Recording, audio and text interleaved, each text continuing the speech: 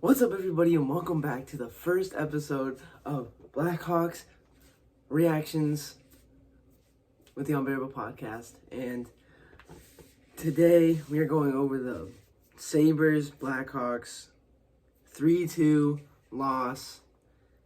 It was a pretty good game. I'm not gonna lie, it was a good game.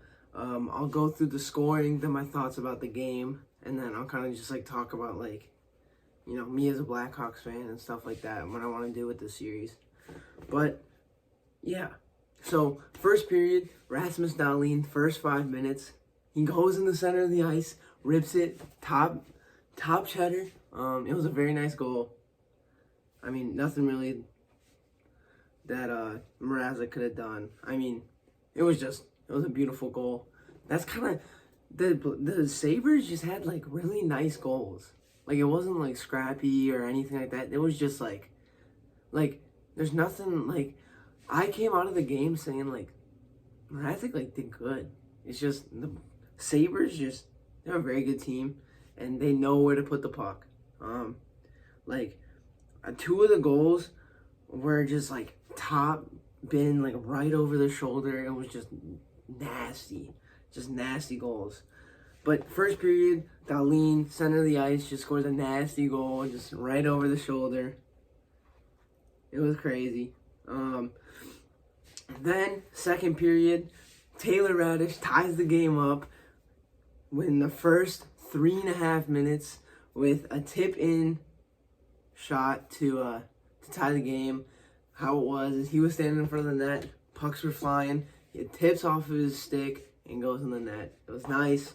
That's kind of how the Blackhawks play. They just keep applying pressure until finally the goal goes in.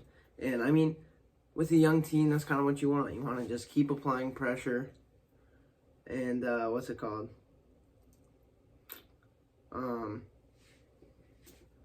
just eventually, wear out the other team and get goals that way. Which, I mean, works for some teams, doesn't work for others, and tonight it almost worked, but unfortunately did not work. Then the Sabres score again, bringing the lead to 2-1. It was a shot that bounces off of Mrazek. Guy right here snaps it in off the rebound. It's a nice goal. That's what happens when, you just get a lot of offensive pressure. Eventually, the goalie is gonna break. But then, a goal by Philip Kurashev with 2 minutes and 30 seconds left to go in the period, or almost 2 minutes and 30 seconds, off of a breakaway where Connor Bedard shoots it. Then Kurashev gets the rebound and puts it in. It was a nice goal off of the breakaway. I think it was Connor Bedard who shot the original shot. It was Connor Bedard, and it was a nice goal. Tied the game up 2-2. Then, halfway through the third period, Evan Johnson has a nasty goal. I'm talking he was on the red line, the goalie line, and he just snuck the puck in between two defenders' legs and then right over the goalie's shoulder. It was a nasty shot. It was he flipped that. It looked like Connor Bedard's goal against Florida. It was nasty. It wasn't as impressive as Connor Bedard's goal, but it was just to give you a look, or try and get you to visualize. It's kind of like that. But it was just nasty. It was a nasty goal. But that ended up being the last goal. And now, my thoughts on the game. I thought that we gave good pressure throughout the game. We never lost the total shots in a period.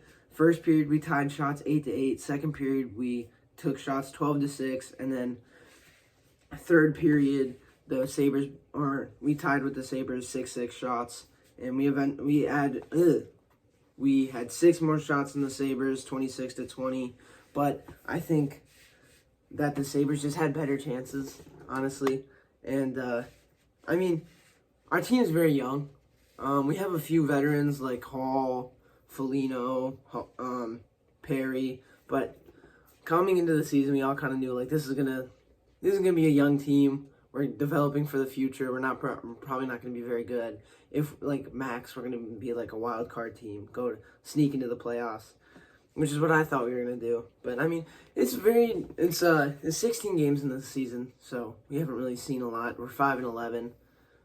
We can still like make a run, but I don't know. Who knows what's gonna happen? But the one thing that I think like I hate it about our team. Like in all the games I've watched where we've lost by one, it happens. So in the last like minute and a half, we get it in the offensive zone, pull our goalie, and then we just pass it. We just pass it around and no one takes a shot. And it's like, I get it, we're all trying to be good teammates, but eventually someone's going to have to take a shot, and we end up wasting 30 seconds in the offensive zone just passing it around. I know you got to get a good look, but eventually you're just going to have to put pucks on net. Putting pucks on net you miss 100% of the shots you don't take. Like, I'm going to be honest, there's no reason why Connor Bedard shouldn't be taking shots. Like, I get he's a rookie and everything, but like, he's our best player. He is our best player. I mean, maybe Taylor Hall's a little bit better, but he's our best player. Like, he should have the confidence where, like, if he takes a shot, everyone's like, I could live with that. Like, and another thing I didn't really like, Connor Bedard almost played a full period. Like, he had, like, 19 minutes. And I get he's young, but, like, we're not trying to get him killed. Like, we're trying to build him for the future, and him playing, like, 20 minutes a night is like, what the hell are we doing? Like, I get he's our best player, but, like, come on, like, chill out there. Chill out for a second. Chill out. But, yeah. It's a young team, which is why, like, you know, it's not like, well, I mean, it's kind of like the Bears, but, where we have a young team, but, I mean, I could see it. I could, like, see our team is, like, doing good. We just need to improve on our defense. Like, we have Seth Jones, Kurchinski, and then Murphy, but, like, other than that, like, we just need, like, a good third pairing. Like, if we had a decent third pairing, I think we'd be a lot better, and obviously we need, like, a good goal.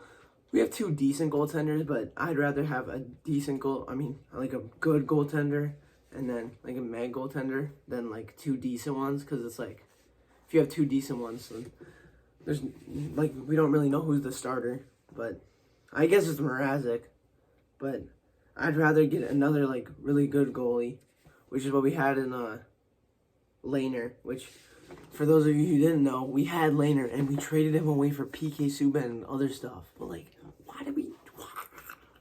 Whatever. But, like, alright, I'm done talking about the game, but, like, the one thing that I hate about the Blackhawks, we traded away all of our good young guys for picks. We could have went on another run if we had Panarin. We traded him away. Why the fuck did we trade him away? He won the Rookie of the Year, and then we traded him away? We traded away Strome, Doc, DeBrincat. What? Why would you trade those guys away? I get it. We have DeBrincat. What's his name? Connor Bedard now. But, like, we could have went on another run with Taves and Kane. Like, why would we trade them away? And now they're doing good things for every other team. We just supplied the rest of the league with talent. There's no reason why we should have traded DeBrincat. No reason why we should have traded Panarin. There's no reason why we should have traded Kirby Dach. Well, Kirby Dach I can kind of understand. And Strome I can kind of understand. But there's no reason we should have traded DeBrincat and Panarin. DeBrincat, he could have been the next Jonathan Toews. Learning under Jonathan Toews? Like, he could have been so good. Why did we trade him away?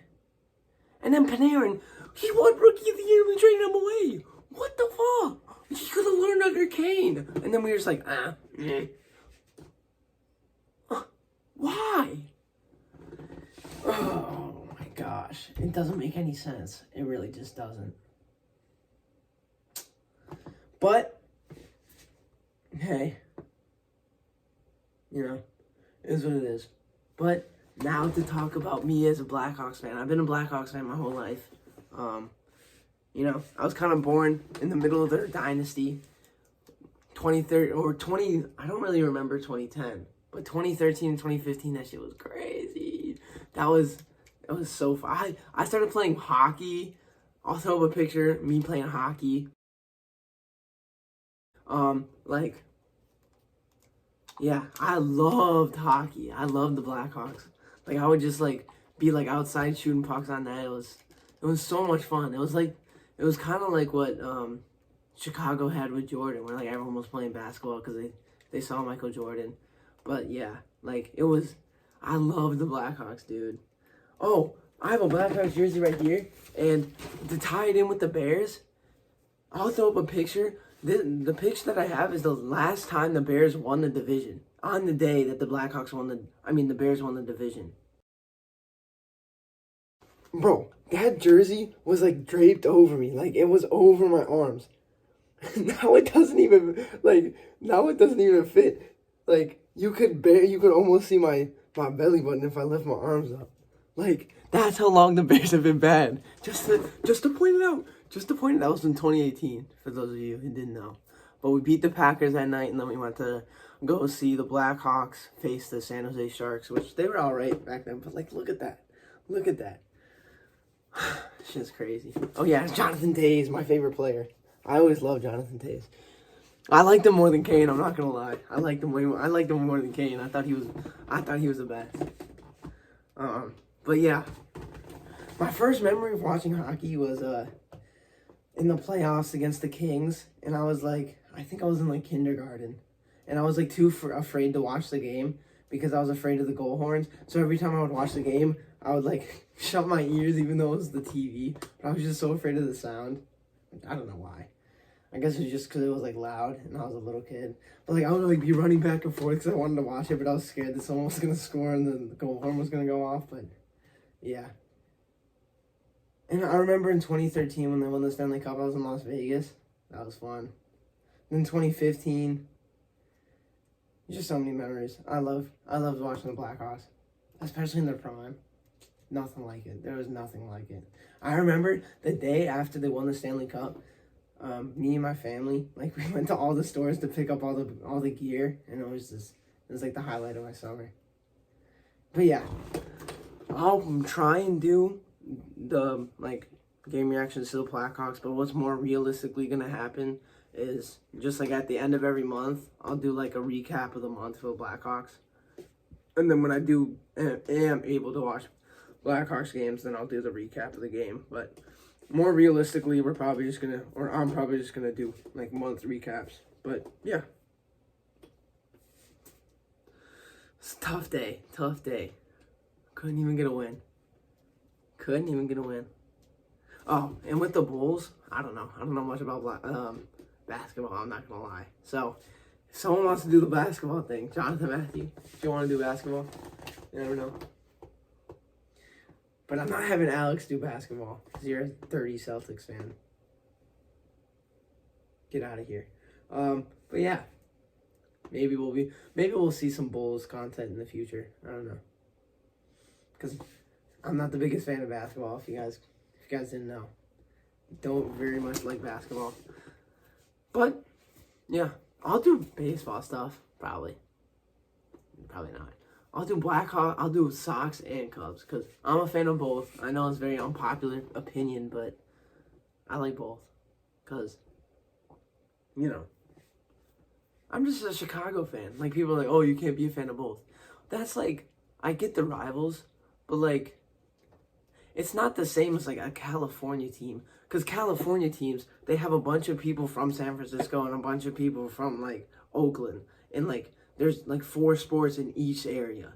With this, it's like, it's just Chicago. Like, this is the only rivalry Chicago teams have with each other.